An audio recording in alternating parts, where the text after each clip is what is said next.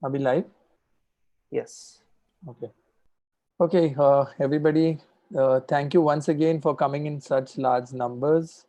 We welcome you warmly again to this exciting series two of F.Stop talks that we are hosting. I'm so delighted to welcome today a very talented and eminent actress and one of my favorite filmmakers, Konkana Sharma, to F.Stop. Thank you, Konkana, for Hi, accepting our invitation and being here today. Thank you so much. thanks. I'm excited to be here. Yeah. I also would like to thank Sudeep personally for connecting us to Konkana and kind of making sure that we have such people on F-Stop with us. This weekend at F-Stop, we've dedicated the this weekend especially to filmmakers, and how more lucky could we be to have Kabir Khan speaking on our platform yesterday, and today we have somebody as eminent and talented as Konkana here. I also acknowledge the presence of Genesia, who is a renowned journalist who writes about culture, women, the city, and as she asked me to add, she too, like all of us, is a big fan of Konkana. Thank you, Genesia, for taking up our invitation to moderate this session for us.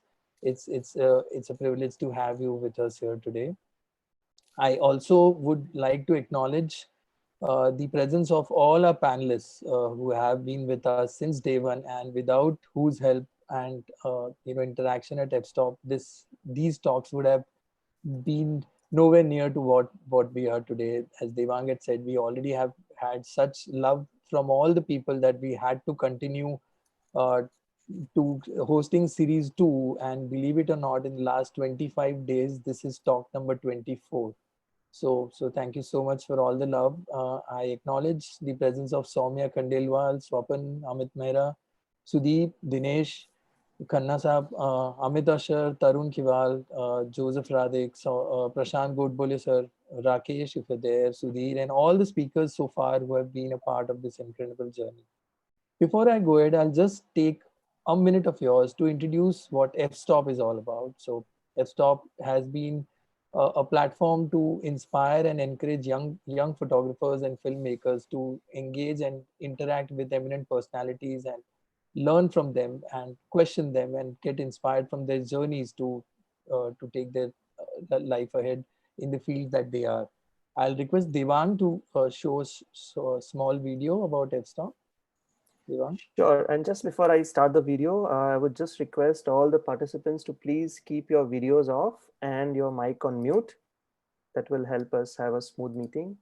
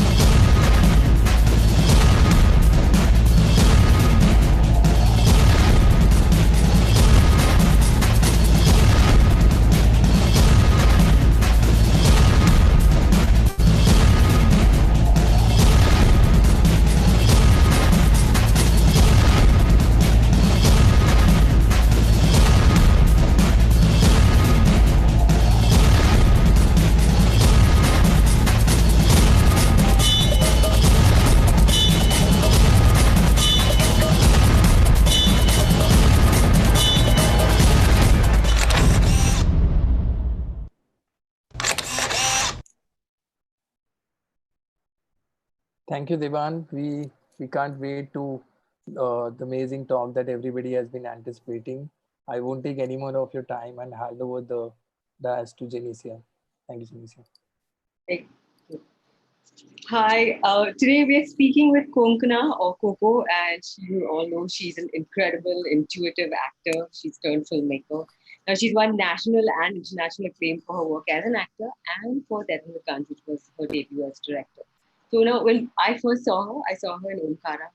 She's running around a well and giggling and teasing someone, and I was like totally smitten with just who she came across as. But over the years, I've gotten to know her as a person, and I think she's amazing. But I think now it's more clear to me that she's a very important part of this zeitgeist we find ourselves in, maybe more than ever.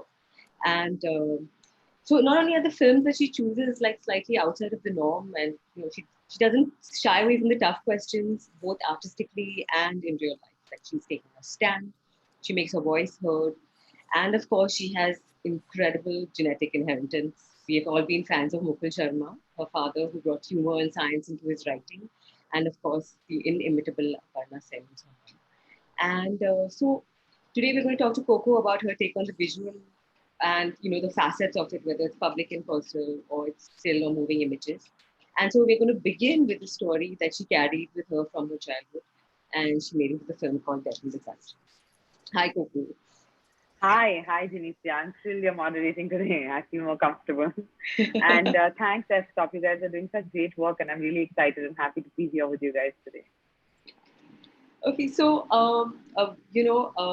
let's start with that line we talked about earlier, where someone said, "Attention without feeling is only a report." So when you infuse a moment with feeling, then it's going to becomes more, takes it out of the journalistic into the arts.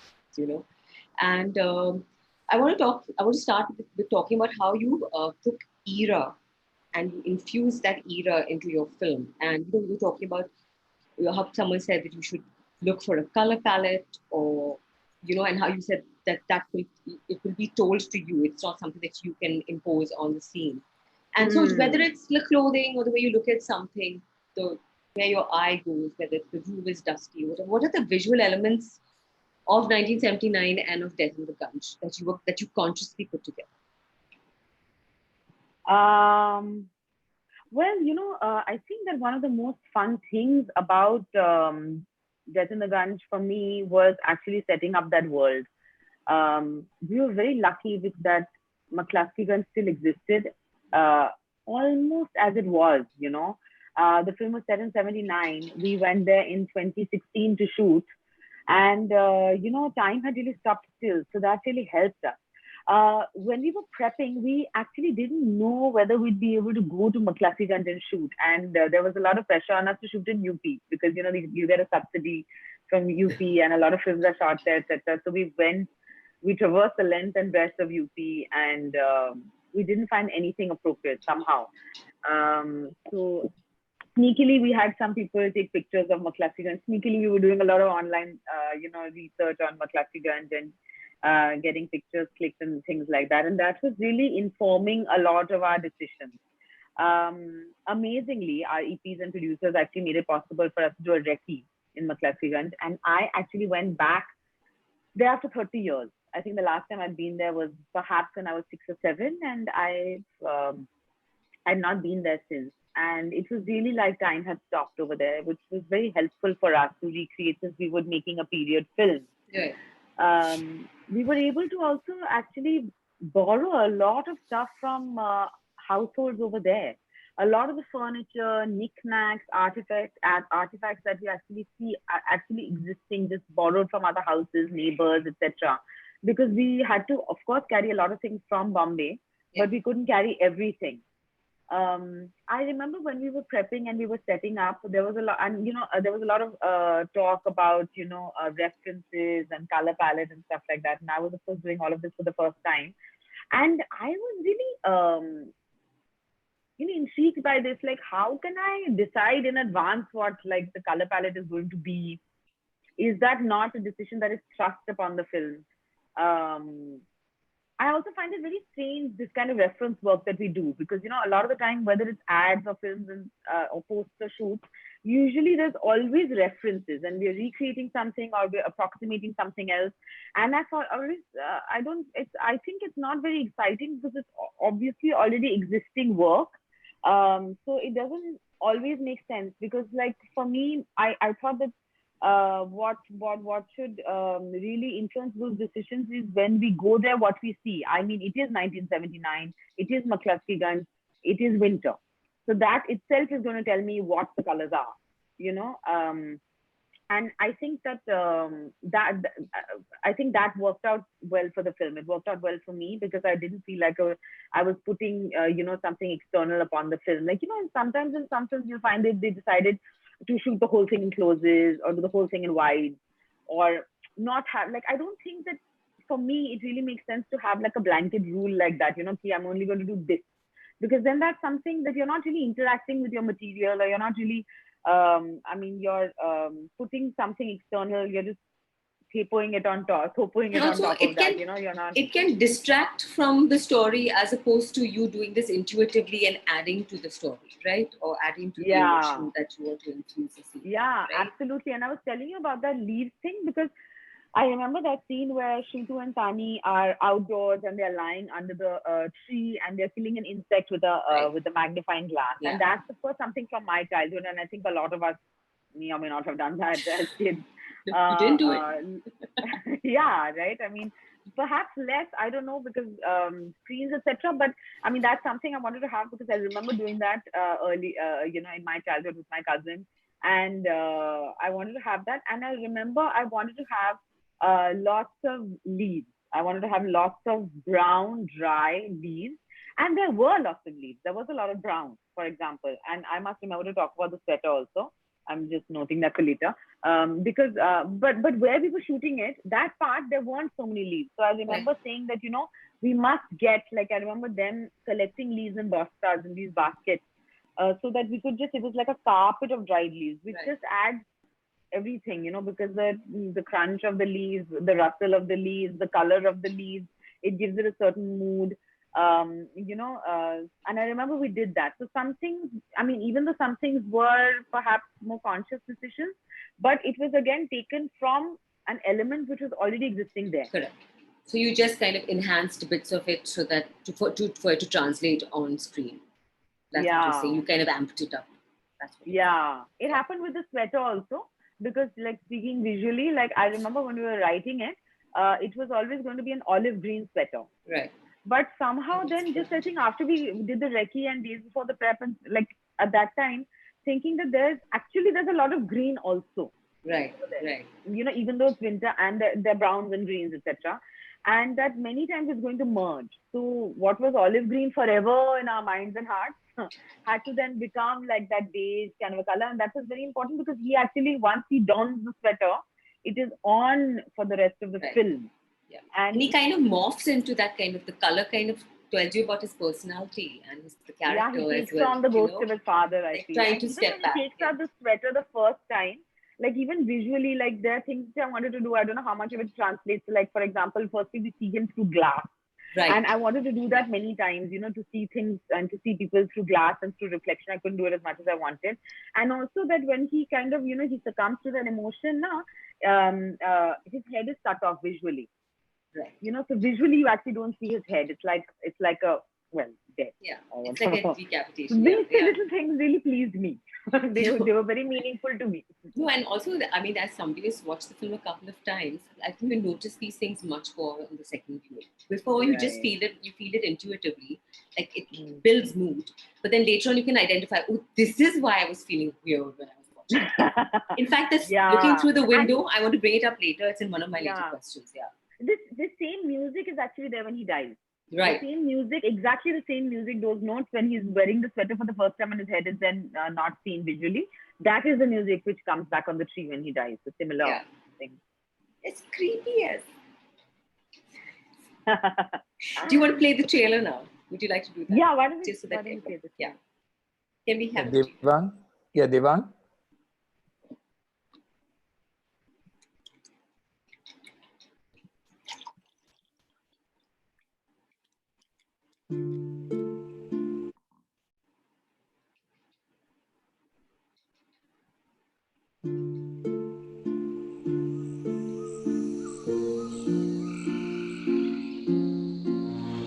मवा का इंतजाम हो गया? अरे सब इंतजाम हो गया। Hello, how are you पहलवान? Hello uncle.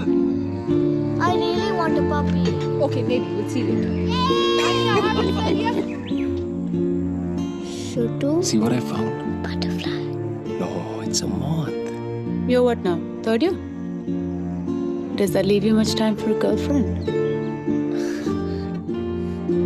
How's your honeymoon? Come on, shoot Come on, Shutu! Stop it!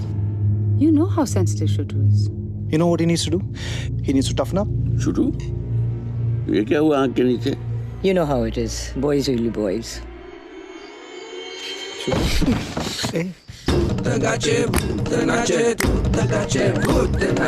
It's your fault. No!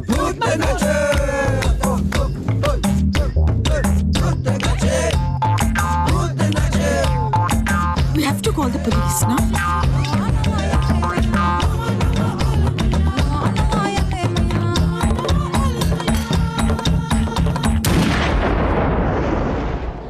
Maybe if we bend the knees and put the body in the fetal position.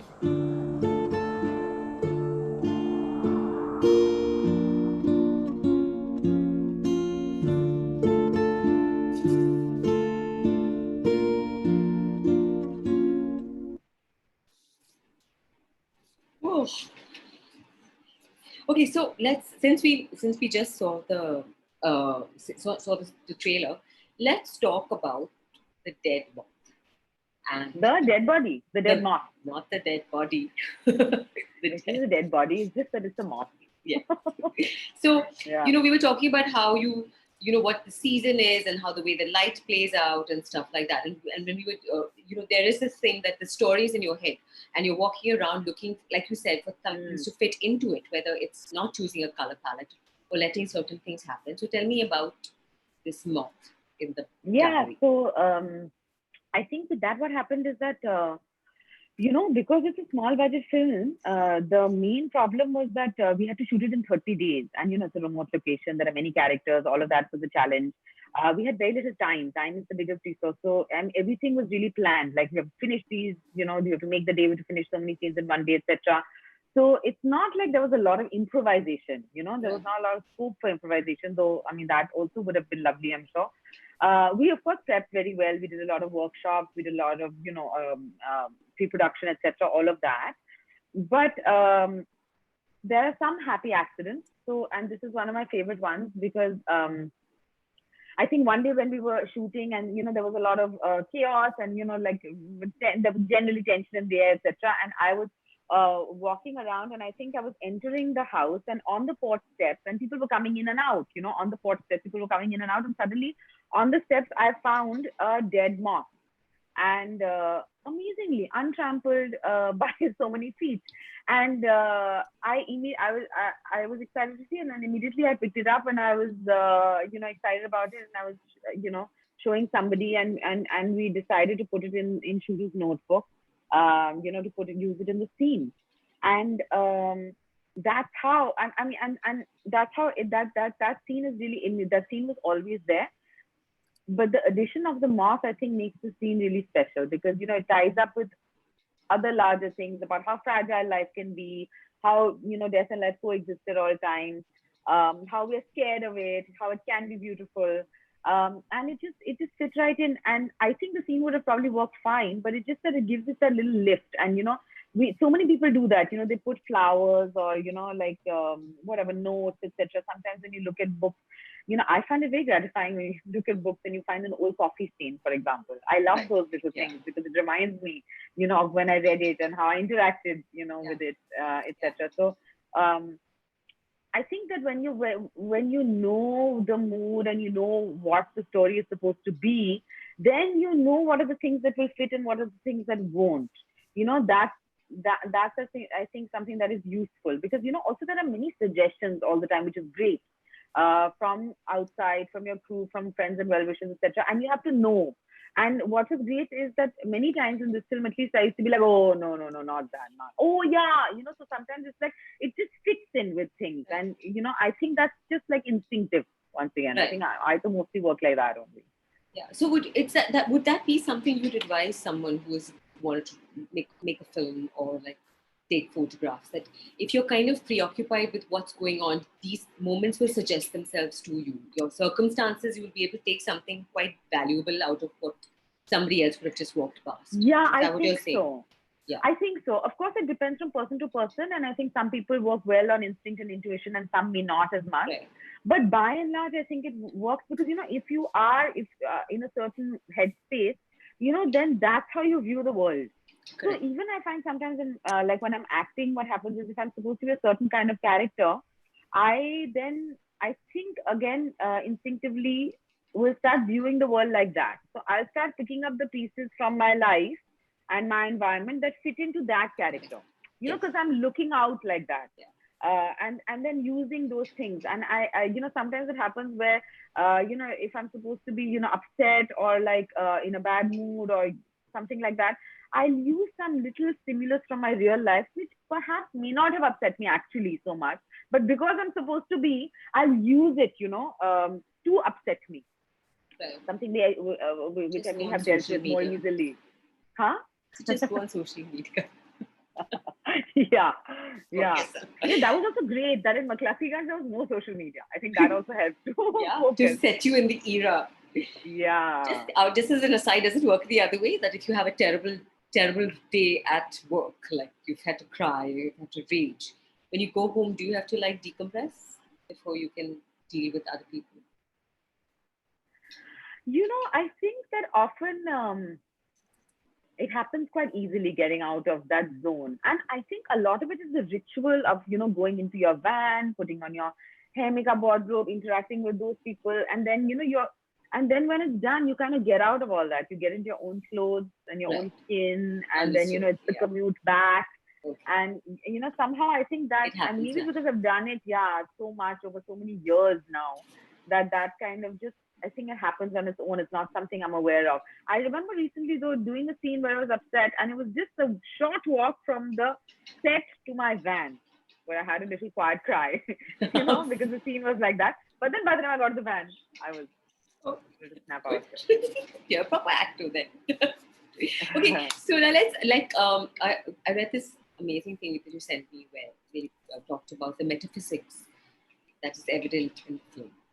And that, that I didn't quite see it until I read this piece. And I haven't read that piece in a long time. It's quite something. And then I really like the part when it says that, Death in the Gunj does evoke some ghosts, and it's literal ghosts, like with the seance, with the planchette thing and the dance thing, and also the ghosts of your past emotions. And can you hear memories? Me? Yeah, like memories. You're carrying memories, and also these these horrible kind of inheritances of behavior that we have, whether it is our hierarchy. So we talked about social hierarchies, gender hierarchies, sexual hierarchies, the mother versus the lamp versus the man about town, stuff like that.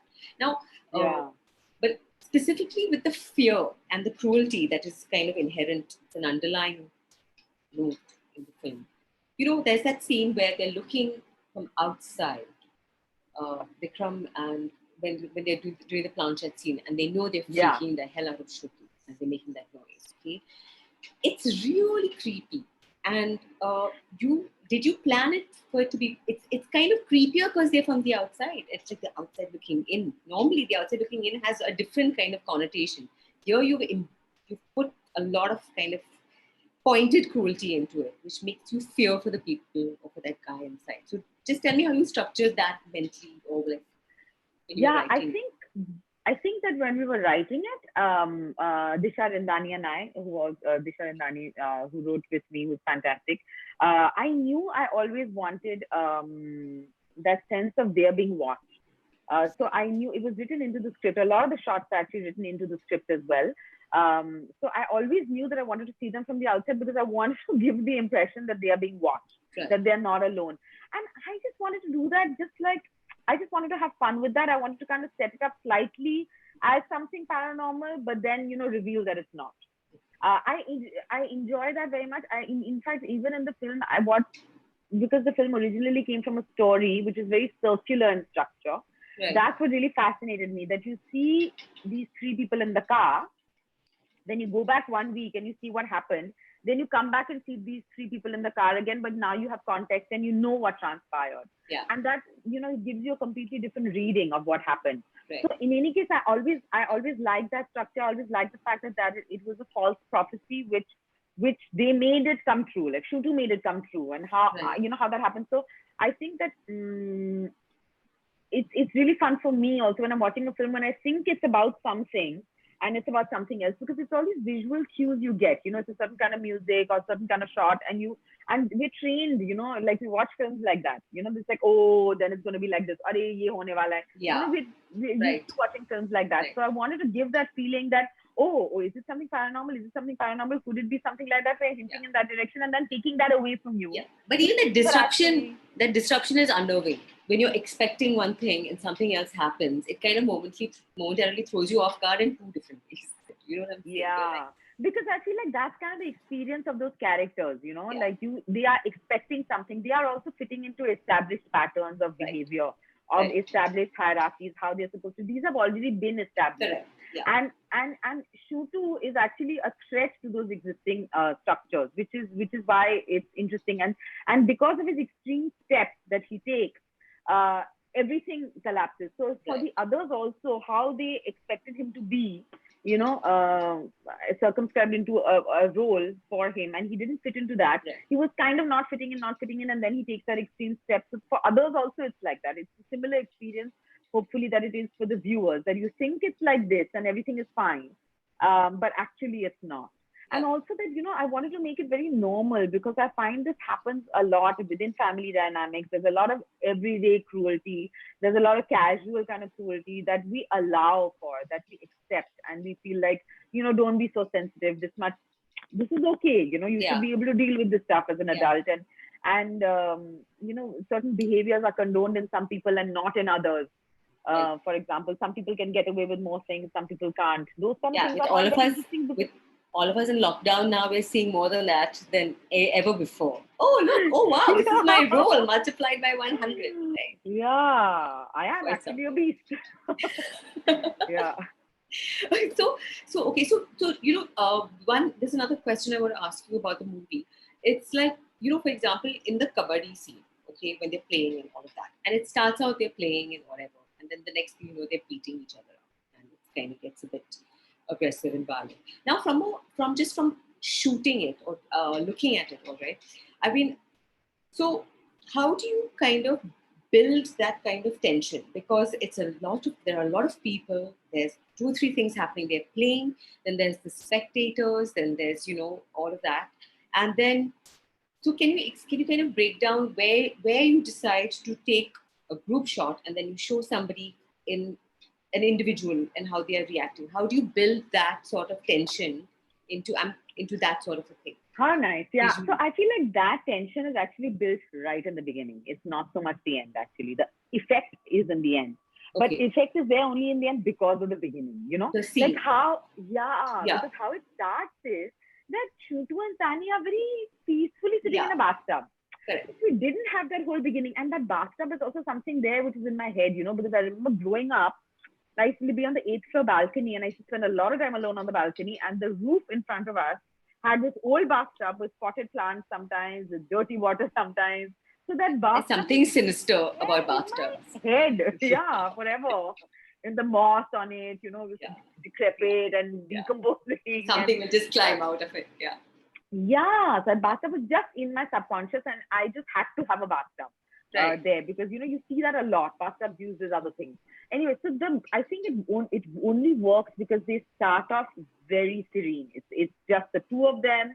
They're not even talking to each other, Shutu and Tani. They're sitting in a bathtub. They're in their own zone, in their own mood. And I really wanted the others to burst out. Right. So there is that. So they just come out of the house and they disrupt everything, They come out of the house, they're already in the middle of things and they're already talking, so they're imbued with a lot of energy. They're already like discussing how they're going to play, who's going to be in which team. And if you didn't, actually the cruelty begins from the choosing of the team. Right. The choosing of the team. Yeah, it always does. No? And it's because that is there. So it's because it's building up a little by little that ultimately the end has any effect. I also feel like, we only understand things in contrast. I don't think we understand things, at least me, just if it is there. Like just happiness, then what is it? Only in the absence of happiness can you see happiness. And that's why the film also, I remember thinking, before shooting it, that during even the writing stage, that only if we really get a sense of life and how life has a lot of sensual pleasures in all kinds of ways, only then can we understand what it is, death. So I wanted to give that feeling also of like, the sensuality of life. Yeah, that visceral kind of like, that vital feeling of kind what of it is thing. Yeah. to live. And all those emotions. And I said this because, so that contrast is there. And, the thing of Shutu not getting picked, the others getting picked, them laughing, them having their own kind of, their own dynamics, etc. And then it's nice because even when Shutu is called and Shutu is called to play, Tani actually stops him because Tani has an instinct that things will go wrong. These guys are not to be trusted. They're always like this, they're bullies. So Tani just gives him a look and he winks at her because he knows that he's decent at kabaddi. And that he might actually, and it's again that Shutu is not behaving as he is expected. He's playing very well. It is it is very difficult for others to accept, especially to Vikram, whose sense of identity, security, etc. come from, others. Right. As well, from others also being in their place. So the structure being intact, basically. Yeah, exactly. And because Shutu just comes out of that and he is able to excel, that is why I think that is why that violence kind of erupts. And then it was just madness to shoot. And I remember it was very stressful because there were 2 cameras, there was so much movement, there was no light, light was going. So then what did you tell your 2 cameras to do? Like you must have, obviously you edited it later, but what were you told? How did you structure this for them? I remember definitely having that idea of there being a line, there being a line drawn out, that stick that drew a line on the mud, and Shutu is reaching towards it. He's reaching towards it and he's stopped, and that one should actually see him being overpowered, even vocally. It's because a lot of the time vocally, like Vikram or, Brian or Kalki's character, Mimi, they're all shouting him down a lot of the time. So I needed to get that feeling across. And I think because, like I said, because of the early part of the scene being subdued or slowly building up, afterwards we could have that chaos. Yes. Whether in sound and in movement, we could have that chaos. And to actually see like him down, physically, we actually see him being cowered, and overpowered by the others. And I think that's why possibly it works. And then immediately again, it cuts to a very quiet thing inside the bathroom with just Tanuja's character. So I wanted to just create the dust and the chaos and the voice and all of that. All the voices together and being shouted down. That's quite cool. And also, I think the music really helps. Sagar Desai, who's fantastic. I think the music over there is also like it starts to build up and it becomes really menacing. Yeah. And what's nice is in that scene is that he has, I think that's why he gets a black eye. Right. And then it's just there for the rest of the film. And it just becomes darker and darker and more purple. And he's also not sleeping well and his under eyes, etc. So visually, I remember even we were planning it, even visually, I think like we had to break it up because obviously you're shooting scenes all over. You're shooting scenes, aage, piche, everything. But we had to always demarcate like pre-kabaddi, post-kabaddi, like what the look is going to be, in terms of stubble, in terms of black eye, dark circles, etc. So that we have the visual deterioration of Shutu as well.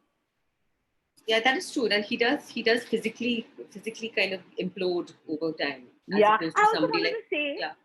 also want to say that, in that scene right afterwards, he's sitting on the commode and his aunt is dressing his wound, etc. And he's kind of very much in his own world, still reliving that. And I think that's where the aunt kind of brings up the letter that his mother has written. And the letter also something, like I again had fun with that because the letter that she writes, for example, again, visually so much we can tell. The letter that she writes is on a printed stationery, like they have stationery printed. There's an envelope, she licks it, she has a workstation, a desk, etc. But the letter that she gets from her sister, Shutu's mother, is just that blue inland thing, It's completely it's very different. telling. Yeah, those kind of things, the handwriting, very etc. subtle cues, Those things I find very fun. No, they're really, so let's just now momentarily step away from Death in the Gunj. And want to... yeah. And we'll circle back also. And I want to talk about what happened just before we went into lockdown, all right? Now, speaking of these moments, which are very larger than life and they're historic moments and they're made up of tiny individuals, like tiny Shutus in a big mass. So whatever your politics are, we're not getting into it. Don't panic. You were very much part of the protests and very much part of, what people were going through. I mean, personally, also what I heard from you and what was in the public domain as well. Now, I just want to ask you, because of this forum, like, what are your visual memories of this world that we just walked out of? Like, of course, we had no idea that we were going to go so quiet, but there was so much energy, for example, at those midnight protests at the Gateway of India. When I first saw those pictures, I burst into tears because it was too much history and too much meaning. So when you're remembering it, are you remembering it in flashes? Like, what are your visual takeaways from those moments? Yeah, there was the pre-lockdown world was so different. There was we were so taken up with the protests, against CAA, the Delhi pogrom, etc. And just like that, it was taken away. It just completely changed. And with the one factor that remains in both is fear. Because I remember that even during the protests, there was a lot of fear. There was a lot of fear even in me because, of course, we should be allowed to criticize our governments. We're not doing anything wrong, but there was still fear. There was fear, should I go in the middle of the night? Should we go, and of course, a huge part of me, I wanted to go. When you hear about these things, the atrocities, the way that our universities, our students were attacked, you want to go and you want to support them, you want to stand in solidarity, but there's also fear. So, I remember this thing of reaching out to friends nearby. Should we go? Do you have a car? Should we go together? Should we write about it? What should we do? Right. That kind of fear was there. And it's interesting because even today, post-lockdown, fear is there. It's another kind of fear now. It's like, should we go out? Should we buy sabzi? Should we do this? Yeah. And I'm just saying that maybe for me, fear is a constant. It's just something I have to deal with. And I think that's the other thing, about life, because you have to just deal with it from moment to moment because you don't know what is going to be thrown at you, whether it's government, whether it's disease or famine or what is going to be thrown at you. I mean, it's still, you are still here, your loved ones are around, and things are wrong with the world. I think this is the constant, lockdown or no lockdown, and you just have to deal with what is here and now. There is just no other option. But did you take pictures while you were there? I did. And when you look at those photographs, or have you gone back to them? What do you feel like? Do you feel it captured what you felt at that time? Or, I think it did. Also, the thing I was talking about fear. Once I was at the protest, it disappeared. I felt very safe in every protest I was in. I never felt unsafe. There were so many like-minded people around. And but the build up to that, what should we go, should we not go, that was there. Earlier perhaps there was fear, but once we went there wasn't. There was a lot of solidarity, there was a lot of fellow feeling, there was such beautiful poetry, such lovely songs that one learned and participated. This whole thing generated a lot of art. There was so much artistic output of that. Yeah. And that's what I'm saying. That lovely poems and songs. We saw some pictures that you think, okay, now this is going to be an iconic photograph for India. Whatever it is, whether, Yeah, and there were a few of those. Yeah. So is there something that stood out for you, in what you've seen, or even a moment that is in your mind, kind of? There were so many. I remember being at, I think it was Azad Maidan in town, one of the early protests, 19th December, where, there were so many of us. And now, because of recent experience, every time I see crowds, whether it's in a movie or, otherwise, I'm just like, how are they all standing together? How are they shaking hands? You already have PTSD. Yeah, imagine we with so little as PTSD, what others must be feeling. But I remember there also this thing of, people giving water, people not littering, people making space for elderly people to sit. I remember those kind of things a lot, and just little moments like that, which were very touching, which were deeply moving like that. Some people getting candles, some people distributing snacks. Also, this thing of whenever we were at a protest, there was a thing of just sit down, because we're not here to disrupt. So constantly this thing of let's all sit down, let's be peaceful, let's have a dialogue. Always, like, at least for a lot of people who I knew, and for us, it was a lot of that. Like, I mean, we just want to say that we want to say in a peaceful way, in a democratic way, that we don't agree and that there should be debate and dialogue. And it was not about disruption. It was not about like anarchy or chaos, etc. Yeah, but a lot of to take your message out to people, say, who don't understand or who weren't there or who don't know what the fuss is about. We use, I think the visual medium is the easiest way to whatever, and we are seeing the flip of it as well, where the visual is used to tell lies also. We'll come back to that and also in a second.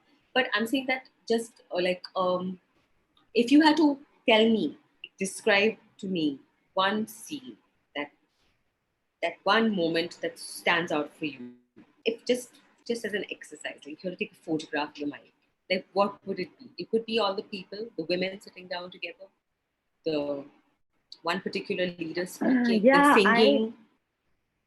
I think it's all of that. I mean, I remember one thing suddenly now while talking to you clearly, which is, I think, the Azad Maidan one, which is, I think, the first one I went to, perhaps. I don't know. But, I remember when we were approaching Azad Maidan, the sound, the noise, it was very scary. That noise of so many people, it was very scary. I was like, oh my God, is something going down? Or some shit is going down. Something's going wrong. But it was amazing because when we went there and we were actually there and sitting inside, it was completely different. It was totally okay. It's just that there are a lot of people.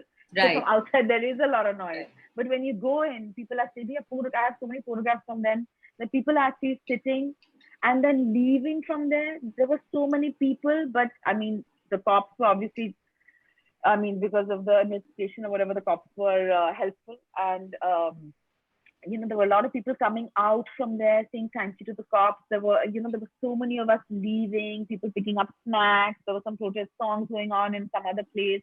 But it was, there was a lot of camaraderie. There was just like smiling at strangers. Oh, thank you for being here, kind of a feeling. You are also here. Just the fact of many people being there makes it safe, like for you, because you're like, I'm not standing here alone saying what I want to say, but I have my people with me. We all want to say this.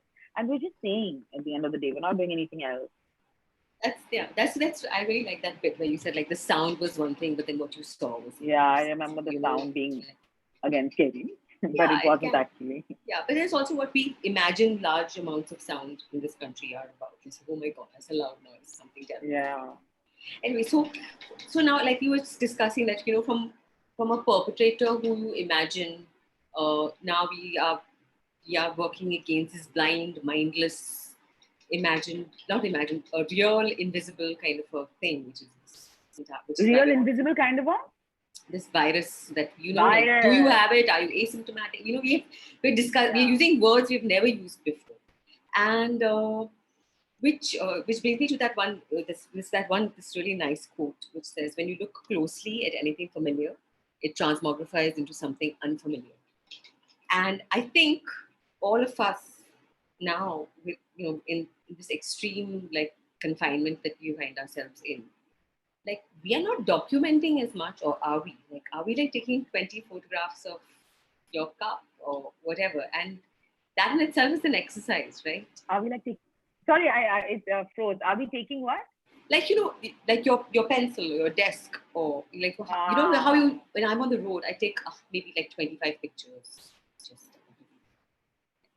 So now I've just noticed that I should be looking at the familiar and making it unfamiliar, or just my regard of it. So how does that feel as a filmmaker, like being stuck indoors? Like, when you said that, firstly, transmogrify, so I didn't know was a real word. I thought only in Calvin and Hobbes. But it's a very useful word. Also, that when you said that thing about when you look at something close up, it kind of like it doesn't have meaning. It reminds me always of that film Blow Up by Antonioni, because it just illustrates that so well when, like accidentally he captures, he takes a photograph where he captures, I think, a crime, and then he keeps blowing it up, further to try and understand, like he saw a dead body, and then slowly at one point the picture starts to become blurry and grainy and he can't even understand because he's lost all perspective. I love that film. And it reminded me of that. So I just want to share that.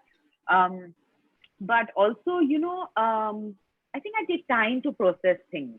Everything like takes time. So only recently I found that I'm doing a couple of things. Like now in lockdown, like in the evenings, the lighting. It's very important what the lighting is in the evenings, Like maybe you light a candle, maybe you put on a lamp, maybe you let the daylight come in for longer and don't put on an evening light for a while. The other day, I took a picture of just my desk and the lamp and, the pictures and whatever art and stuff I have hanging on the walls, etc. Because again, just to document like what this sanctuary, what this has been for me in this time, just just to remember this mood, what it was. Right. And I didn't do that for the longest time because I think we were also you're just busy projecting all the time. There's a metaphor to it. There is a thing, like there is an inner life kind of metaphor to this thing.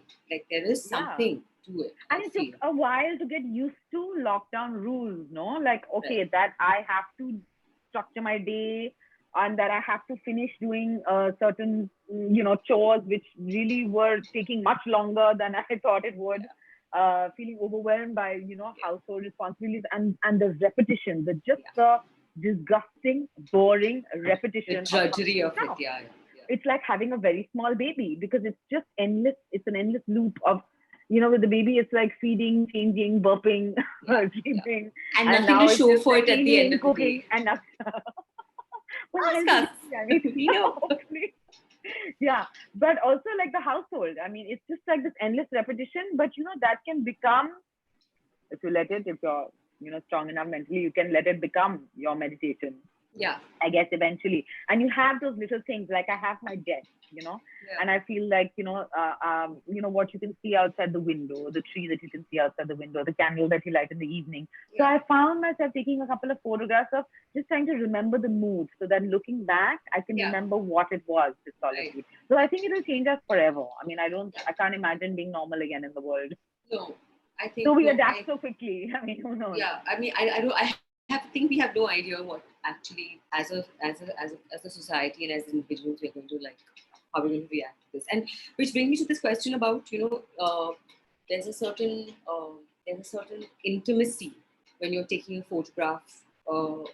I mean, you're a public figure, so if you take a picture in your home, there is a certain intimacy you're allowing someone else to kind of experience via that photograph, the one that you choose to share. And as a filmmaker, like whether it's Death in the Gunge or, how do you approach the visual aspect of intimacy, of portraying it on screen, portraying it in a picture? How would do you have certain rules, or I want to show it in this way? I know it depends on the actors, but, tell me.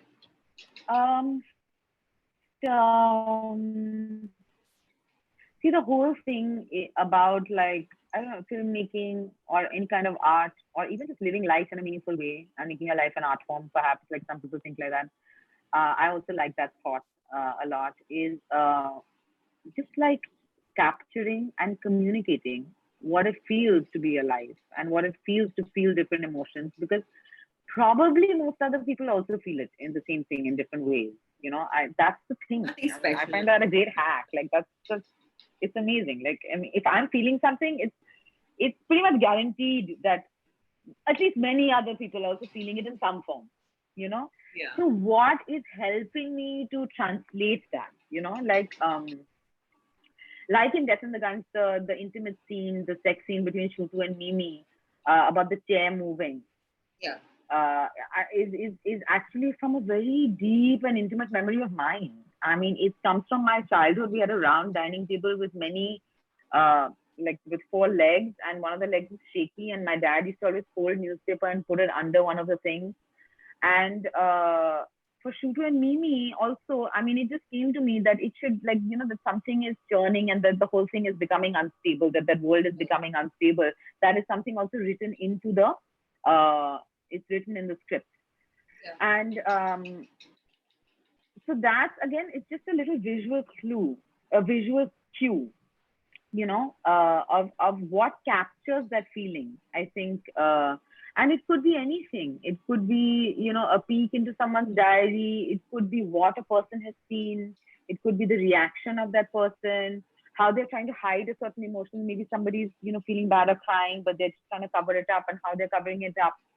Yeah. And how moving that is for somebody else to witness. Basically, sometimes you witness something which another person or you yourself at another time may not have the sensibility or the headspace to witness those things. So you're just like, you're drawing attention, as you were talking about attention earlier, to certain moments, which, sometimes we're so tied up with other external things or with our own feelings that we don't witness certain things that are actually happening in other people's lives.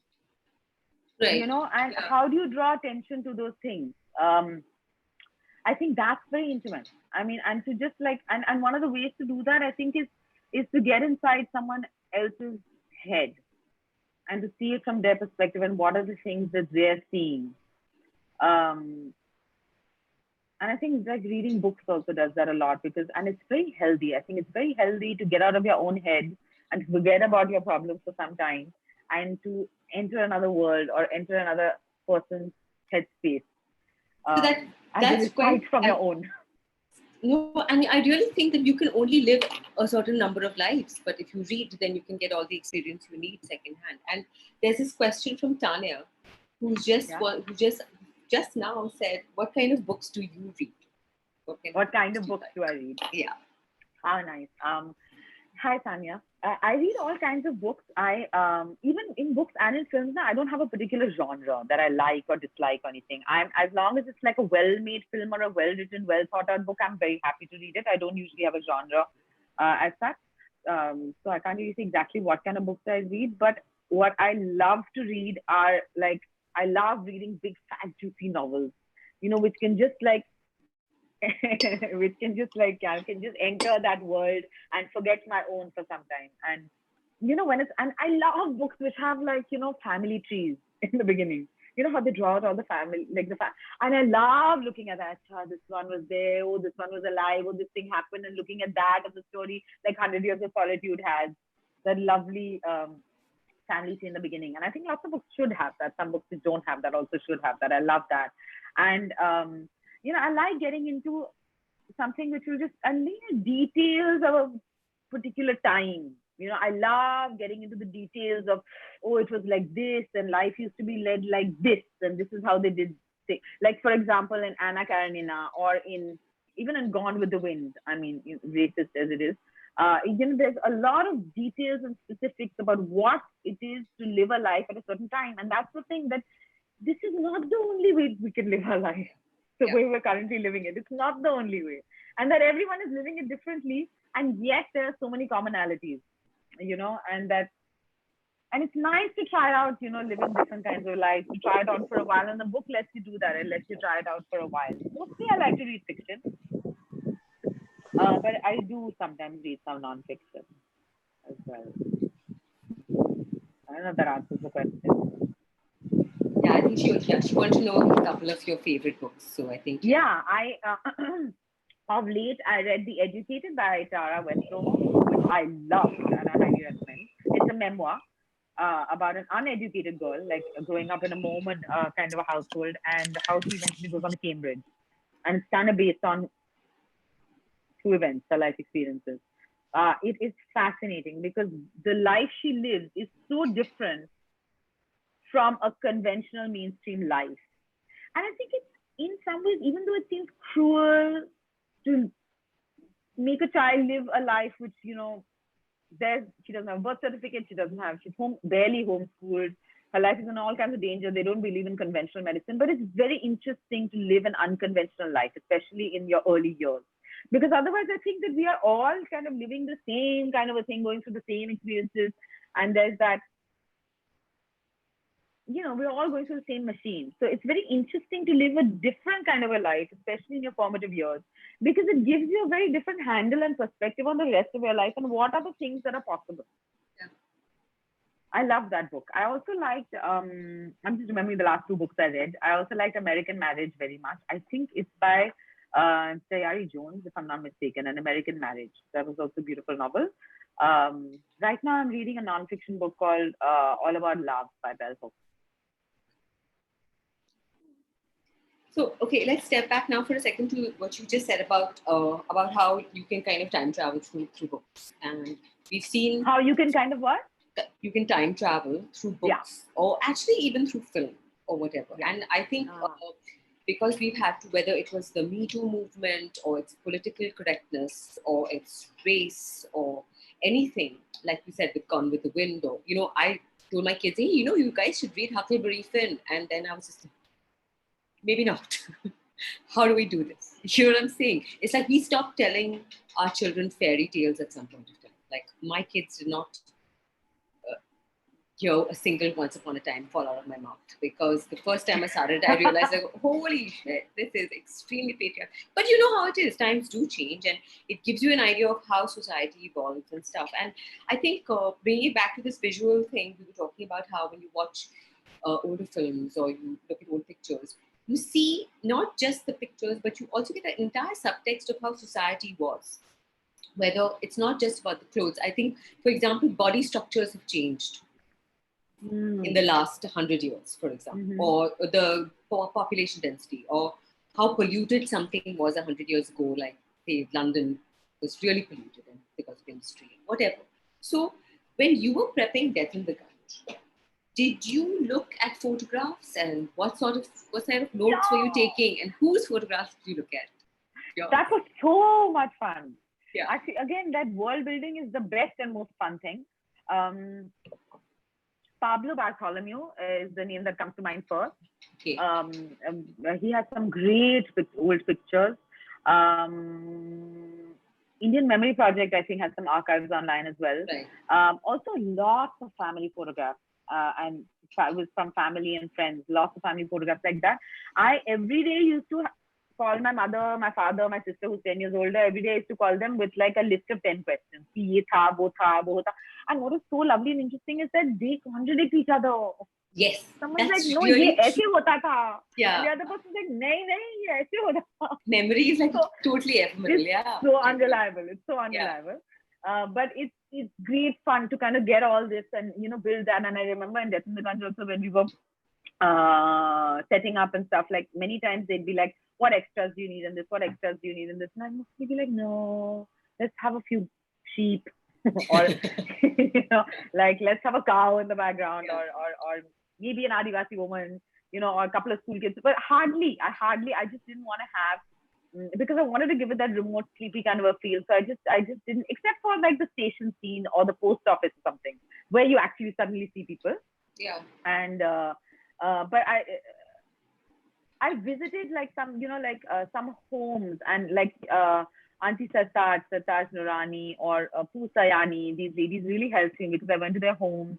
I looked at lots of like old pictures, old sunglasses, tried on old sunglasses, borrowed a lot of things from a long time ago to create that, and my costume designer, who's fantastic, Rohit Chaturvedi, also made a lovely mood board. And we used to put up lots of pictures there, but he started it off with this mood board, which had like fabric and old dry leaves. It was lovely. Corduroy, choosing like the prints and choosing the colors, like that. I mean, that was also, like the kaftan, the batik, saris. And Rohit also took saris from his mother's trunk, I remember, to try and recreate, that mood and feel. So those are the kinds of things that we used a lot of. And also, like the objects have so much memory, like things are, some objects are imbued with like feelings, like we made those. We looked at a lot of old magazines. I suddenly remembered Siddharth Sirohi, Sugandha, my art team, production designer, etc. They got actually lots of old magazines, and we went through lots of old ads and created like those old cigarette packets, matchboxes, a tin of condensed milk, the old Cadbury wrapper and stuff like that. Those are the kinds of things we had to make. And they have so much, like, I don't know, for me, when I see those things, they have a lot of like emotional resonance. You remember a certain time, a certain place, and I was hoping that that would also translate, to some of the audience. Yeah, it would. I think also because we were like socialists for so long, I think we lived with a lot of those old things for quite a while, right? Yeah. It's like our timelines are slightly delayed. Yeah. Slightly. Yeah. But that's the thing. Even if you don't, I don't know how that works, because even people who there are young people who like the film, and there are films that I have really liked, even though it's set in a time that I'm not familiar with or a culture I'm not familiar with. And one of my the films that I used to watch for this, and I don't know why, in terms of mood or what, was A Picnic at Hanging Rock, and that's like New Zealand, I think. I forget exactly, but it's old. But I think that if you're very specific, it kind of there's some universality in that, or I don't know, it makes it more authentic, perhaps. That's why, because even though those are things that I haven't actually grown up with, but those objects, when you see it, they have some kind of an impact on you, because it's not generic. Also, we went through, we've had, there are like pieces and research about this, that, we stopped looking, you reinforce memories by looking at photographs. And I'm talking about like looking at pictures. I think we are more familiar probably with photographs we saw when we were children than photographs we took last month. Because we have gone through those albums as some sort of entertainment, or showing people stuff, and also some of those images are reinforced in your mind, even if they're not your memories. Somehow they're kind of imprinted. Whereas the act of the digital photograph, might make it slightly more like throwaway a little. I mean, and the fact that we can take so many pictures, it immediately makes it less special, because to get that one picture, you're taking like 20.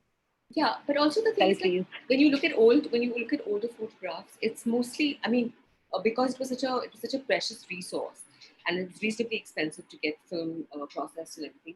You have pictures of big occasions, lots of people. Now we take these random panoramas and like 40 pictures of the sunset, and somebody's like king has fallen down. Yeah, I mean, earlier when we used to shoot like on film, I remember this whole thing of like, what is the ratio, like, how many, we'll do so many rehearsals, and then we'll do like, a take. Now it's just because it's digital, you can just keep shooting. I mean, that's the other thing. I don't think there's like any inherent value judgment. Like I don't think that there's a good and a bad like that, because sometimes very interesting things happen in rehearsals. But now you can like capture so many things. You can capture it so many times. I mean, I think it depends so much on your intent of what you want to capture, and how you want to do it. Like, I don't think it's necessarily a good or a bad thing, because I think that like the challenges are going to be different always at different times, and it's what you choose to do with the challenge. So that actually kind of answers Rishabh Bhattacharya's question, because he wants to know whether shooting film on digital or film, whether there's a difference. And was Death in the Gun shot on film? No, Death in the Gun was not shot on film, and it was not even a sync sound film actually. We couldn't actually, it was not shot on film, which is I mean, now that's just the more practical thing to do. But also it was not a sync sound film. We couldn't do a sync sound film because the house that we finally found, which was magical, it actually belonged to a colonel. The house that we found actually belonged to a colonel, and the character was also supposed to be a colonel. And we actually used the original nameplate. I mean, I think my character's name was Sharma, and the house that we found belonged to a Bakshi. And they actually had their old nameplate. So we changed it to Bakshi and we used the old nameplate. And it was very near the railway tracks. So constantly we had train sounds, which I loved and I wanted to use. But you can't actually shoot like that because the train sounds keep changing with coverage. So, you can't, it's not a predictable thing. So we have to dub the whole film, which means you have to, re-record the sound of every single dialogue or whatever, which is a unique challenge. Hey, Janicia, this conversation is just going great. Just wanted to have you do a quick time check because I think Konkona had some pictures to show, and also I think lots of questions coming from panelists and participants. Yeah. So okay, yeah, sure. I missed some of that, but it's something about pictures. You want to show some photographs here? I just got a couple more questions with her, and then we can throw it open to the Sure. thing. Awesome. Yeah. So so do you want to show some photographs to you send them to? We have some behind the scenes pictures which I can. Yeah. So let me just quickly pull up the presentation for you. Yeah, this is I think during the recce. That behind me is the cinematographer Shisho Ray, who's just done such a magical job. This is near when they go for the picnic, when they're near the stream. Oh, so this is a very bad attempt at storyboarding. I have to draw stick figures because I'm really not so good. This is the graveyard scene. You can make out from the second picture on the left from the top. That's the graveyard scene. I'm just trying to understand how it's going to look and what it's going to be and what needs to be accomplished. And that at the last one, 13, you can see is actually Mimi whispering in Shutu's ear, and that should be a close. Okay, so this is hilarious. I have to tell you this. This is Disha Rindani, who's my co-writer and also script supervisor, us doing short division, and we're actually doing the short breakdown with my son's toy cars as characters. It's hilarious. It's like trying to understand. Okay, so Auntie's going to be here, Shutu's going to be here, Mimi was going to be here, so we're blocking with my son's toy cars. And which car is Shutu? I don't remember anymore. This is, I always feel bad that this license plate should have been 3 digits only. So whenever I see it, I feel bad now. Nobody else would know. But yeah, it was a lovely color. I think the color was chosen by Shisho, the cinematographer. I mean, I think initially imagined it like a white ambassador, how we used to have, but he was like, I think he said blue, and that just worked so well. This car, by the way, never worked and went, many times the actors had to push it. It went from being a petrol car to being a diesel car, and at one point the engine was out. And they had to just push it. And they were full of grease. Yeah, that was also a question from one of the participants, Sarah Tamanna, saying that she had heard in one of the interviews that this blue car didn't actually work. Never worked. So thanks for sharing. It never worked. Yeah. Oh, this is so lovely. I love this oversized sweater of Shutu's.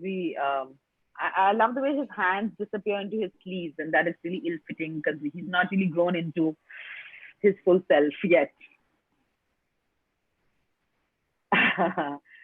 This is, of course, Tanuja ji.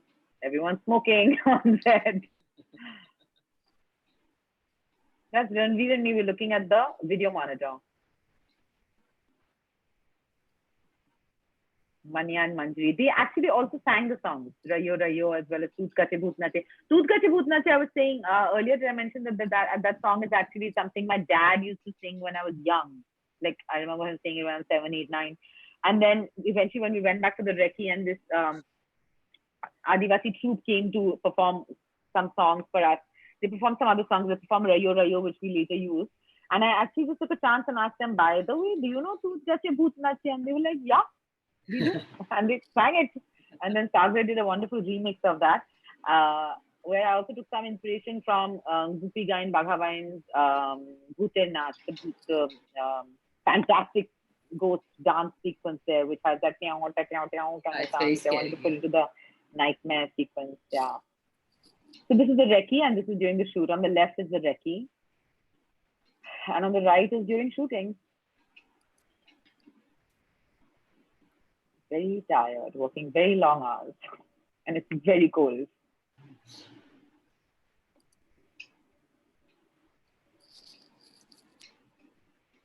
So the house on the left is not the house we actually shot in, but it's another house in Maklasiganj that we went to look at. Okay. And we were so disheartened because in UP we hadn't found any houses. Then we saw another couple of houses in Maklasiganj, nothing was working. And finally, when we came upon the Bakshi house, it was like magic. I was not even entering because I was so scared.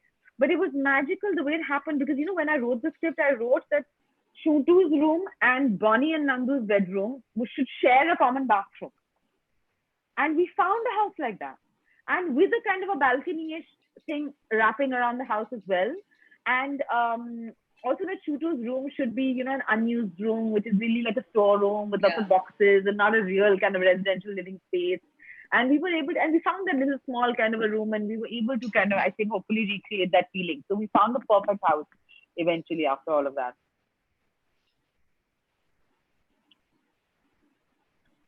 This is the setup, I think, maybe for the planchette scene on the left. No? Yeah, it is. Yeah. And on the right is me and Disha. We are probably prepping for the next scene or something. See those dry leaves? They're everywhere. Okay.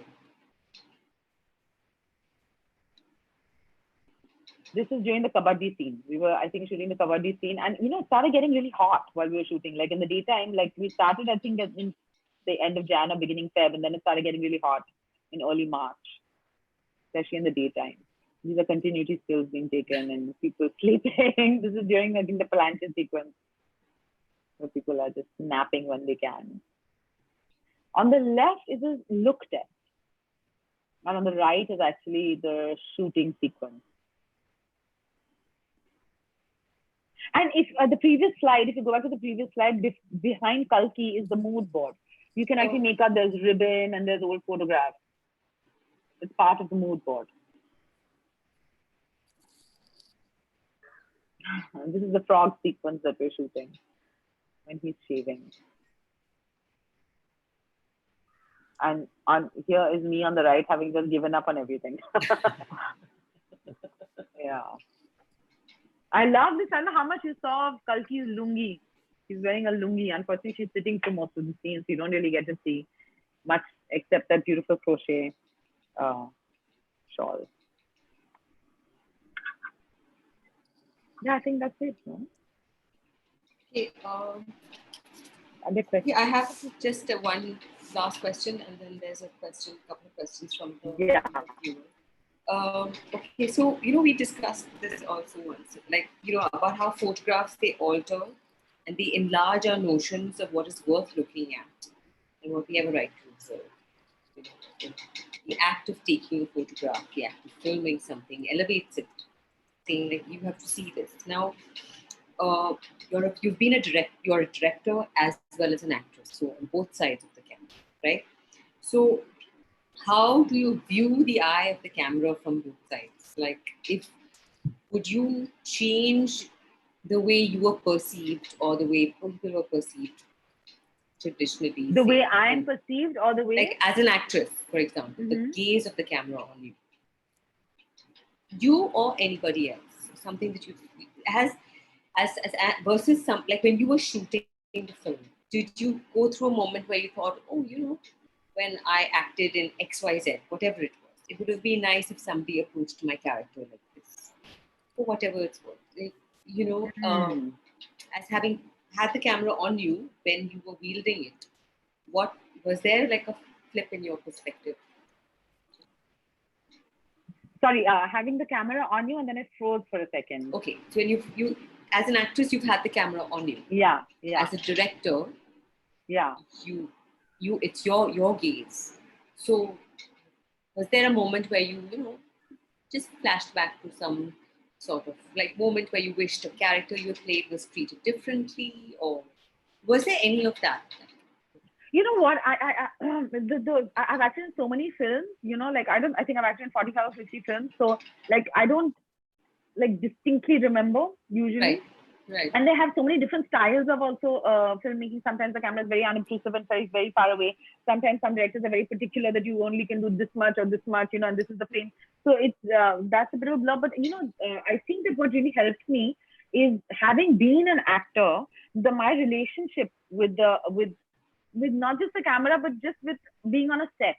I think that really helped me when I was directing, because the set, a film set, is just such a chaotic kind of an environment, such an often stressful, often chaotic, or can be potentially chaotic environment, that because I've been on sets since I was a kid, because I've been on so many sets, as an actor, I could find I'm familiar. There's something reassuring about the set. I'm familiar. I know who's doing what, like what's going on, and that there is some order in this chaos. also relationship with the camera. Like being an actor, like when I'm writing something also, even when I'm writing, I'll actually, and often I'm co-writing with, Disha.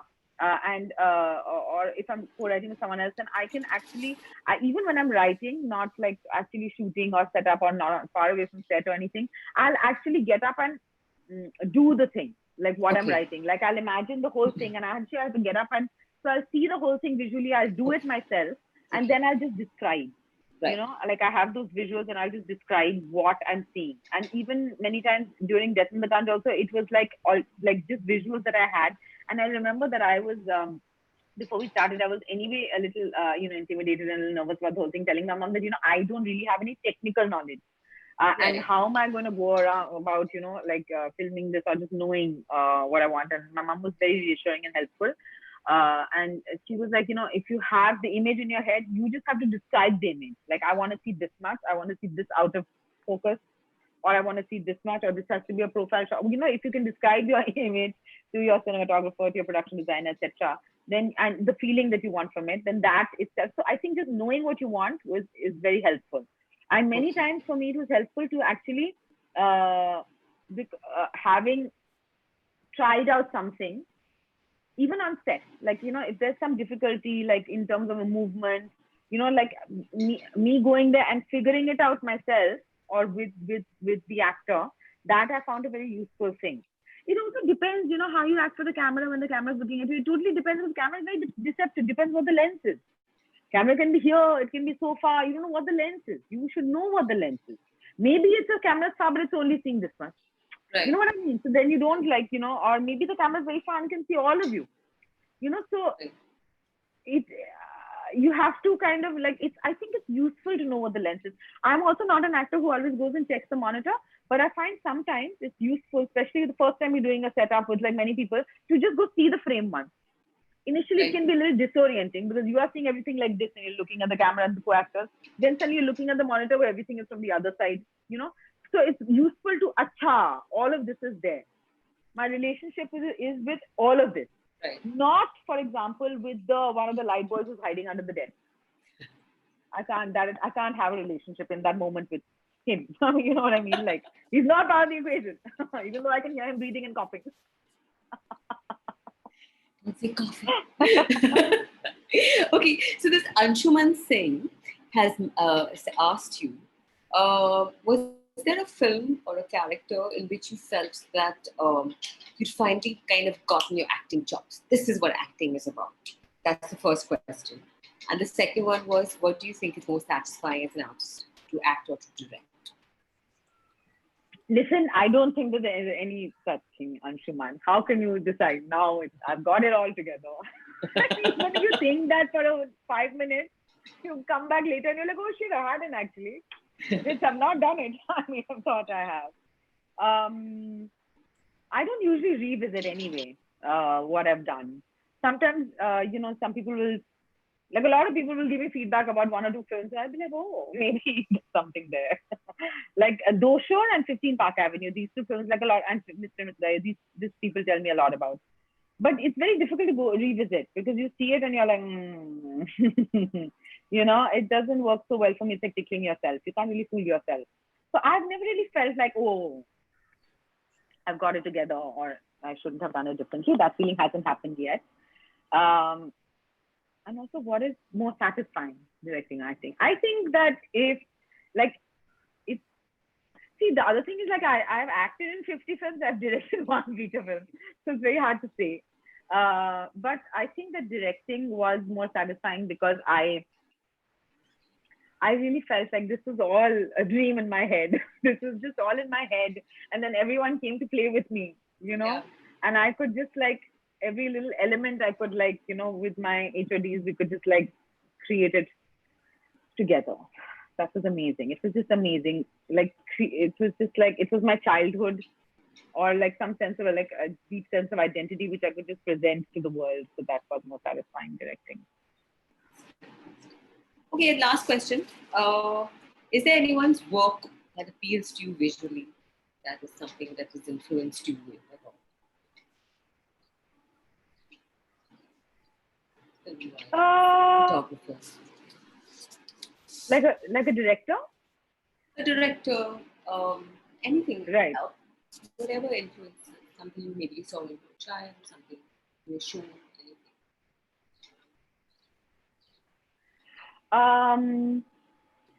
I like Wes Anderson a lot. He's obviously very striking visually. And I find like deep satisfaction in like symmetry and colors and things like that. So that's a very obvious choice. But I think many times it's just like the films that I have loved. You can't really see the craft because you're so into the film. And I think that in my early years, my mom used to watch a lot of world cinema. So there's be a lot of like films playing, and which I used to watch parts of, or like the full film. And I think like probably like those early years, like your taste is developing at that time. So I think for me, to a certain extent, some films of Bergman, some films of Truffaut, really, and even Ray, really impacted me. And I remember even before Death in the Guns, like rewatching Fanny and Alexander with that sense of that family that Bergman creates. Winter, family get together, death, etc. And illicit romances here and there. Those I think had a deep impact on me. But many times, you can't, because many times the film that you love, only on a second or third viewing can you see, oh, that's what they're doing. That's why he set this up. Oh, this is the payoff, Right. Like the first couple of times you can't. And that's what's great. Like ideally shouldn't be able to. Okay, so guys, I Soumya wanted to ask a question. So Soumya, if you would just like to. Thank you so much, Konkana, for the talk. I want to tell you that when I went to watch A Death in the Gunj and I entered the hall and the first scene started, I was like, okay, this is going to be a slow film. Sit down. It's relax. going to be a slow film. Yeah. Slow film. Sit down and relax and watch it. And until the break happened, and until the interval happened, I was perching on the corner of my seat. So I was absolutely thrilled about the fact that there was something so simple which could be made so interesting and so gripping for an audience. You've obviously talked about the kind of influences that that have the way your childhood has influenced the details that your film has, and I was very impressed with the kind of nuances that the film has. One particular relationship that I think you did not speak about was the presence of the house helps in the family and the kind of dynamics they have. And one particular scene where the helpers are serving the family, and then the woman licks the ladle of the food that she is served. So in my mind, it was a social commentary. That's how I saw it. But I also wanted to know what was your perspective of it, and where was that scene coming from?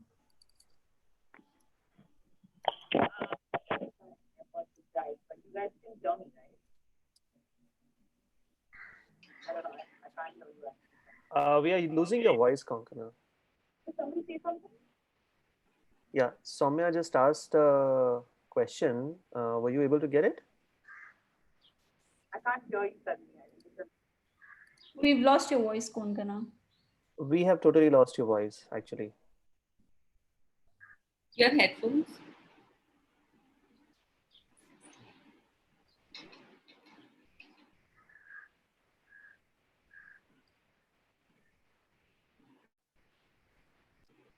Try these and yeah, this is fine. Yeah, yes, this is better. You're back. Yeah. Yes, now I can hear you. Yeah, I mean, yes, the household help you were asking about, Soumya, Mania and Manjari. I wanted to kind of give their perspective, but I don't know how much I was successful in doing that. To a certain extent, I wanted to give the impression that they are the original people of the land, so to speak. So they view everyone else as outsiders, and when are they going to leave? Because obviously it's more work for them. I had that scene where Manjari is complaining, and in the sense she's like, "Pata nahi kab jayenge? How long these guys are going to stay?" That is there. Also, their attitude to Manya and Manjari's attitude to the family doing a planchette is also there, because they're just like, "Daru pi rahe, bhoot bula rahe." I mean, please, they have this very kind of a disdainful attitude towards them, and I don't know how much of that comes across. They also, I mean, a lot of it is just like what I have heard from my parents, that like they used to, drink the mahua that they made and all dance together sometimes, etc. So that kind of a feeling I did want to give. Also the puppy that is, adopted by the family. I mean, ultimately it's Manjari who's kind of looking after the puppy. If you see in that New Year sequence when everyone is, drinking and dancing or whatever, and these two are sitting and eating on the floor. I just wanted to give the sense that, again, I mean, even though we're concentrating on Shutu, there's a sense that all lives are not equal, and that these guys are, there's not really a New Year for them. And you may have this entitled privileged child may have wanted a puppy, but ultimately the onus of looking after the puppy does not fall on them, and it's ultimately Mani and Manjari who have to do that. And yeah, I wish I had actually been able to pay a little more attention. The other thing to Mani and Manjari, the other thing I had put in purposely is that, with the frog scene in the bathroom, there are two doors to the bathroom, and behind one door is Tilottama and Tanuja. Behind the other door is Shutu and Tani. And they're both, like, no one's entering through the doors. But it's only Manjari who enters from one door, goes inside the bathroom, and who can exit from the other door. Because I just want to give that sense that she is the, the original inhabitant, and she's not scared. This is Maklaskiganj. This is what it's like. And these are the city folk who are just like scared and like, of the frog. And they are unable to really traverse the life there, which Manjari does with so much ease. The licking of the ladle in the thing is, I mean, it's really to just kind of highlight the inequality of their lives. I mean, that Kitty, who played that character, is the most well-known resident of Maklaskiganj. Kitty Taxera, I think her name is. And I had to have her in the film, because anything about Maklaskiganj, any article, any documentary, she's there. She's the most famous Anglo-Indian resident from there. And I had to have her in the film. And I think it gives a very authentic kind of an image. And just the fact that, there's so much custard or whatever, caramel custard, everyone's eating it. She's not, it's not offered to her, but she is the one who's serving it. She is the one who's giving, eating it. And yeah, I thought it was totally okay for her to lick the ladle. I mean, big deal. I think she just should. And I just want to highlight that inequality. Thank you. Awesome. Thank you. We have a question from Raj, and then Fauzan, and then Sudeep, and then a couple of questions from the participants, which I'll just take up.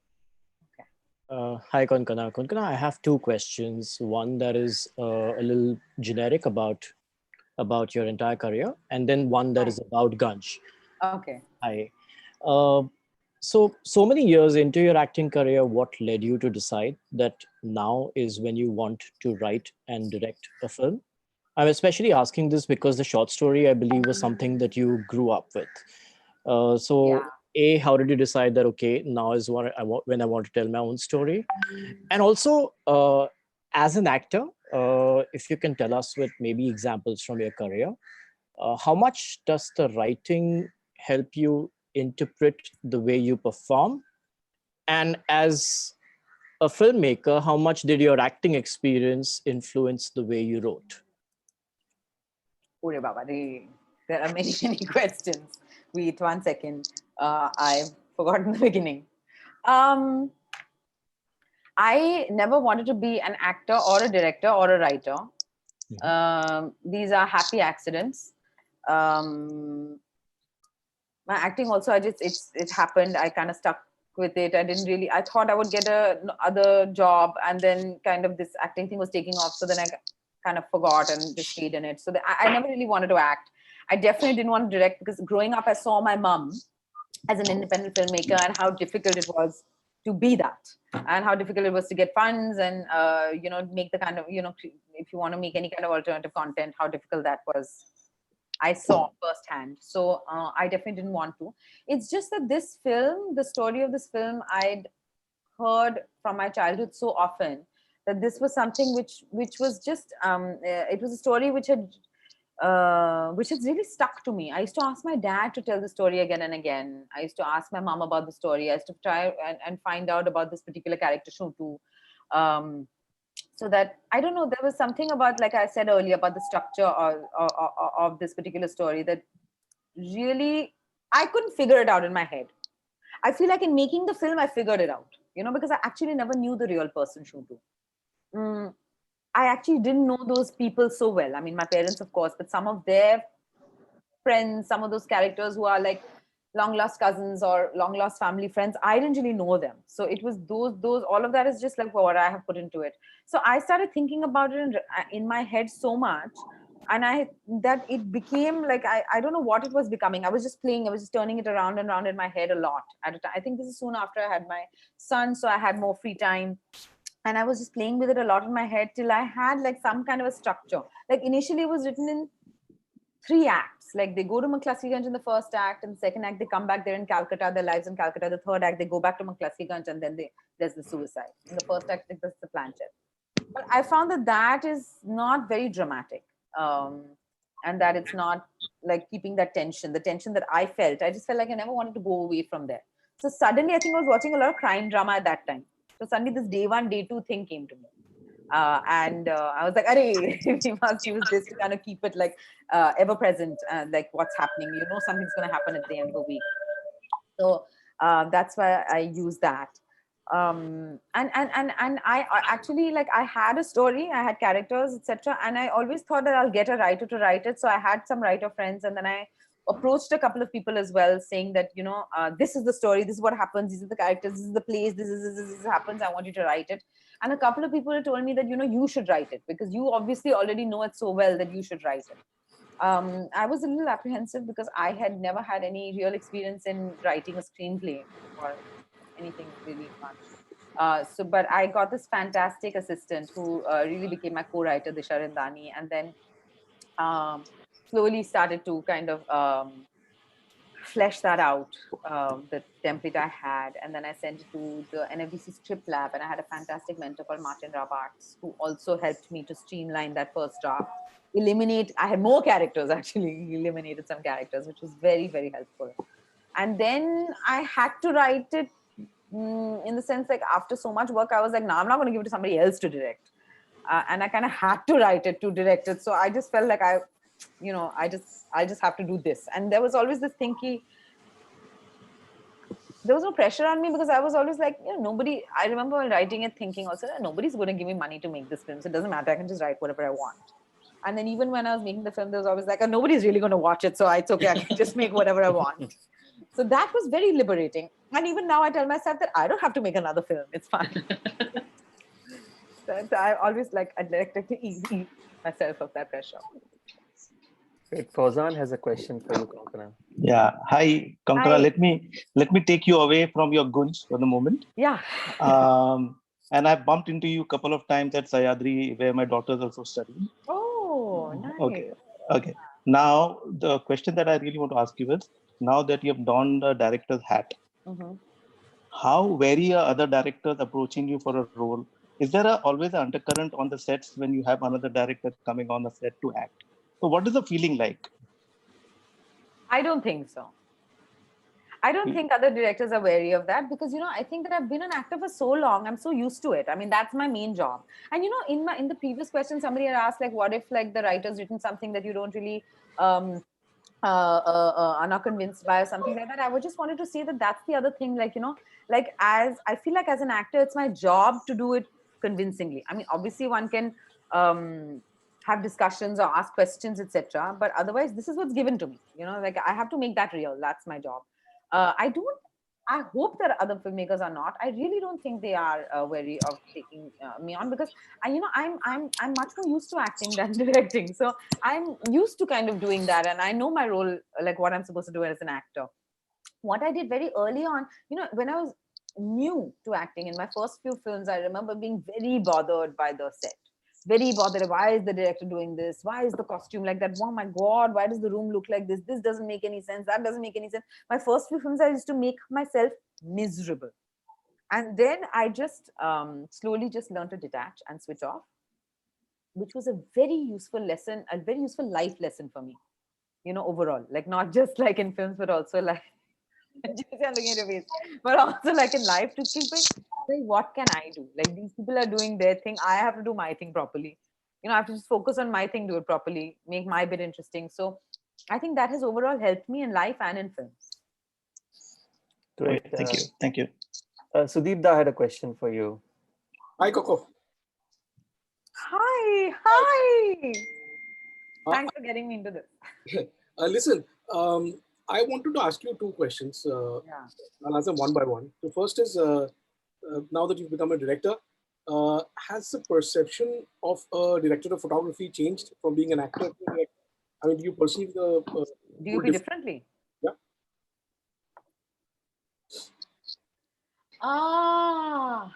Interesting question. I've only ever worked with Shisho, who was fantastic. But, I think that in a good situation, like it's always a very collaborative thing. Like in a good setup, like whether even as an actor, it's very collaborative and even more so as a director. So I feel it's like one step up. Like even when you're acting and with your DOP, you have to establish some rapport with him. You have to establish some connection with him. And because you're helping each other. Many times the DOP will be like, okay, I won't, do this. You tell me what you want to do. Or many times I'll be like, oh, you're going to come here. Okay, then I'll do this. You have to have that equation because you are in any case creating this together. And I've had that for a long time. And I think the director part of it is just really building on that. Like you're not doing it on the floor for the first time. You're actually doing it in prep. And like as a director, you're also a little bit helpless. I feel like, like on the DOP, like if he says ki bhai itna time lagega, then you're like, oh, itna time lagega. Then what can I do? Little bit that is there. And then you're also so dependent on your DOP to fulfill certain images that you are already seeing, but I think that relationship is something which starts off, I think, like I feel I have like really, really sweet relationships with many of my DOPs that I can remember, like I just as an actor. And as a director, it's slightly more complicated because you have so much more onus and you have so many more things to say. And you can also like, like what kind of shots you like. You may not have always the same aesthetic. I may not want any low angle shots for this, but my DOP may like it. So all of that needs to be ironed out. So it's great to have that communication. But actually the relationship between the actor and the DOP is the sweetest. I think that's the nicest. I think I really enjoy that. Mm-hmm. Coming to that, I mean, your film, Death in the Gungeon, it seems that you've so carefully worked upon the atmosphere. The atmosphere plays such an important, and it's so immersive. You almost, when you watch the film, you almost belong to the place and you become a part of the family. So creating that atmosphere, I can see that you've taken a lot of care in creating that atmosphere and that milieu. Amongst all the other things that you put together to create that, like costume set, etc., lighting is probably the most abstract thing. So how do you communicate to your director of photography that this is how you want the scene to look? How do you communicate that?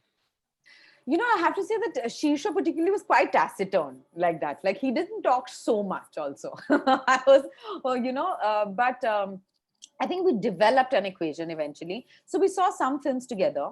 I think there was, there's that one Australian film, I keep forgetting the name of, Medea. I think it's called Medea. So Medea. So, and also Picnic at Hanging Rock. So we saw some films together and I pointed out some things that I liked in certain things. And also we spoke about like mood. We spoke about what I wanted to create. Like it's not like there were conversations about light, but there were like some really abstract conversations. Like I remember like this one conversation with Shisha having like that in the end of Death in the Gun, that after everything's happened and you go back to the scene in the car, Shutu actually looks back and then you see that shot of the receding road of McCluskey-Ganj, that red light made with the car is just moving away and that point of view of Shutu's. You see that. And I remember talking with Shishu and saying, it's like Shutu is looking this whole film. is Shutu looking back at his life and just reliving the last week again and again, trying to make sense of it. So it's like layer upon layer of week upon week. And, you know, conversations like that we did. Then we, which I think helped in just communicating the mood. And also, we did some storyboards together. He draws and writes very beautifully. He's very artistic. And we did some storyboarding together of what I want to see. And a lot of it was very specifically written down, like some scenes, like some shots were also written down in the script as well. So I think those were the kinds of conversations that we had. Like I remember like saying that I don't want to do any low angle shots, and except for the trunk of the car, whatever that thing, I don't want to do. And he was eventually, I remember in the middle of the film him asking me, low angle hal lagena na? You don't like low angle shots, right? And I said, well, maybe not in this. So I guess the communication, is key. These are the kind of conversations we had. What exchanged between us, I don't know. But, you know, in those conversations, something exchanged. He used to always say another thing. Khata column mein chhobi banana jayena. You can't make a film with pen and paper. You know, what happens there. And it's just abstract conversations is actually, I think, what leads to understanding of what's there in the director's mind. So, right. Yeah. And it also helped being in McCluskey, you know, because we just really had to just set up and shoot. And, you know, my production designer, my DOP, I mean, and me, we were all very insistent that we have to shoot it in McCluskey. And that really led to being able to capture a lot of that atmosphere. Great. We have Amit. Amito, you are on. Hi, Coco. How are you? Thank you so much for sharing such a wonderful journey with us. Thank you. What I want to ask you is, you have such a giant cinematic presence at home, your mother. Did you find yourself borrowing, you know, kind of using the influence that you get from her, or did you find yourself steering clear of it, so as not to seem like a clone, you know? Because she's a giant influence. Yeah, that's true. And the thing is, she's had such a big influence and impact on my life. I mean, as a person, my personality. It's not just, you know, the decisions I might be making as a, you know, director on this film. That I don't think is something that I can separate from my personality. Like where my mother's influence begins and ends is something that I'll only know at the end of my life, maybe. So I decided not to worry about it. Even the cinematic influence. Yeah, because you know, 36 like for example, Lane, Porma, these can be influences that you can't get out of your system. It's no, exactly. And 36 Lane, I know frame by frame. Like I know dialogue from that film. I can see it along with the film, you know, while watching it. So yeah, so that's so deeply etched that there's no, I can't really separate it. And I know that it's a period film. I know it's about Anglo-Indians. I know that people will say that, you know, it's very similar. But, you know, I decided not to worry about it because I know that what I was making is about Shutu. I think you held your own beautifully. So I decided not to worry about it. And also, like, I involved my mom a lot. I mean, I used to, my mom and my dad, like I said, my mom, dad, my sister, like, I used to literally call them every evening with 10 questions. Were there radios? Did you have to do this? Was it like that? You know, I used to ask a lot of questions a lot of the time. Like, I mean, will I know how to do this, for example, you know, those kind of things. Many times I found myself second guessing myself, which I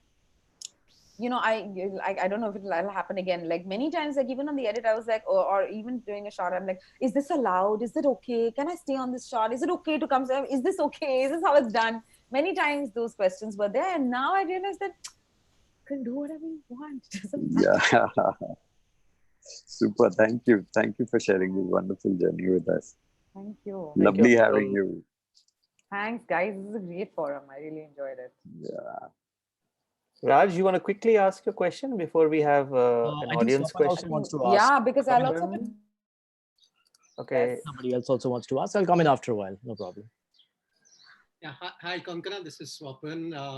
Hi. I've been a photographer all my life, 30, 40 years, but there's always been this question which I probably thought would be a good time to ask an artist or an actor.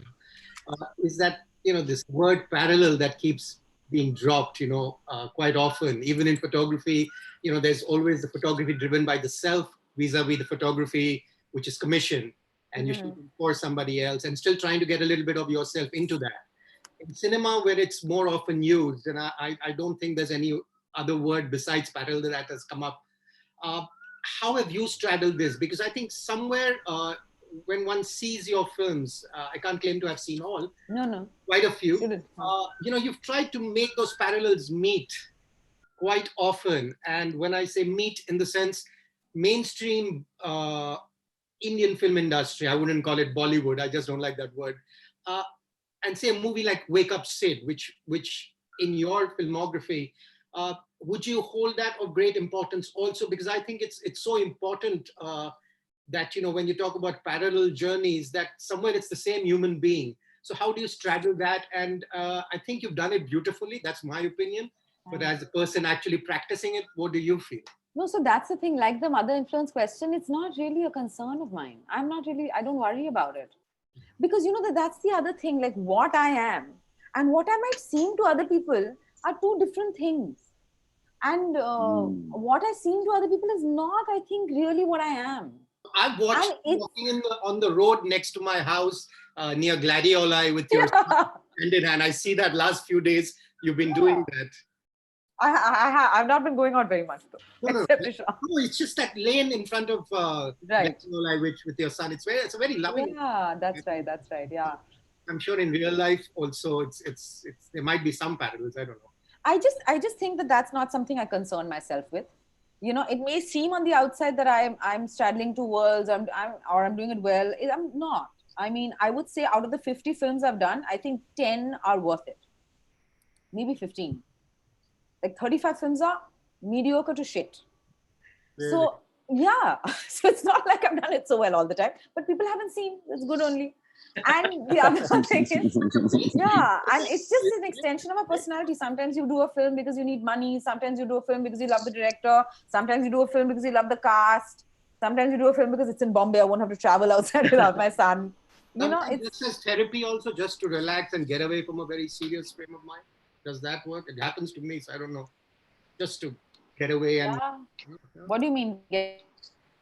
Sometimes we just so straddled by the word serious that I need to be serious doing. What do you mean by get away? I means when you're doing a film which is probably, in terms of gravitas, a little less serious in that sense. But that actually doesn't hold. You know why? Because a very serious film, maybe what the film is trying to say is very serious, but the shooting of it, the people behind it, the everyday setup of it needn't be like, hum bade matlab art bana rahe.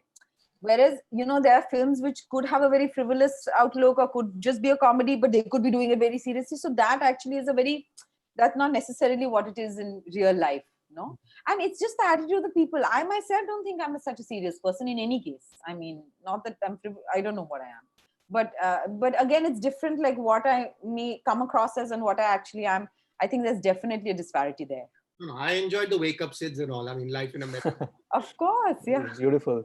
I'm also very grateful for that. Konkona, I'm just going to bring in two participants. Both of them are not from India. So I'm just going to bring up Chirag, has joined us from London, and then I'll follow it up. Hi. Ritu, hi. Okay. Hello. So we'll just do these last two questions and then I'll have to go. Sorry. Yeah, sure. That's fine. I'll keep mine short then. As a filmmaker, you're very much in control of the shot of what you want to shoot. Your whole setup is dictated, I guess, predominantly by you. Do you find this translates into your personal photography as well, or do you find the complete opposite, where when you're doing your personal photography, be it with your son or out and about, it's more natural, you're letting the surroundings guide you, or just seeing what's around? Yeah, I guess. I'm not much of a photographer, actually. I mean, I do like casually take pictures like everybody else today, but I'm not really much of a photographer. But I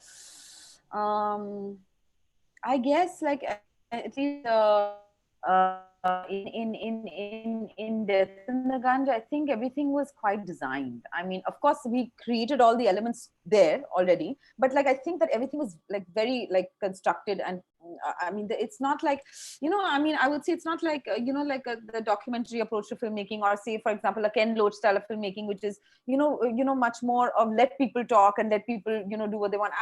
I've not done that yet. I think also the reason I couldn't do that I don't know if I ever will in future, is because because there was very little time and I was very specific about what I wanted to say. So I had to be very careful about all those elements, like what is going to be in the frame, and how it's going to be and how it's going to look. I enjoy that. I enjoy that kind of a setup completely. I haven't, and also because I'm not trained. I mean, in the sense I've never really studied filmmaking or photography or anything technical like that. So it's really by instinct. But Great. I think I am particular by and large. Okay, the next is Ritu. She's joined us from Germany today. Hi. Hi. It's quite a surprise that I'm doing this now and getting to talk to you right away. What's on your board behind you? Oh, I'm a PhD student, so I do a little bit of storyboarding myself. So yeah, I mean, I'm trying to be a scientist, and I find myself watching a lot of interviews from artists, and I feel like the process is kind of similar. That you build a lot of things in your imagination, and the main process entails that you translate it into something other people can relate to, and in science, more or less, you can experiment and come closer to the truth.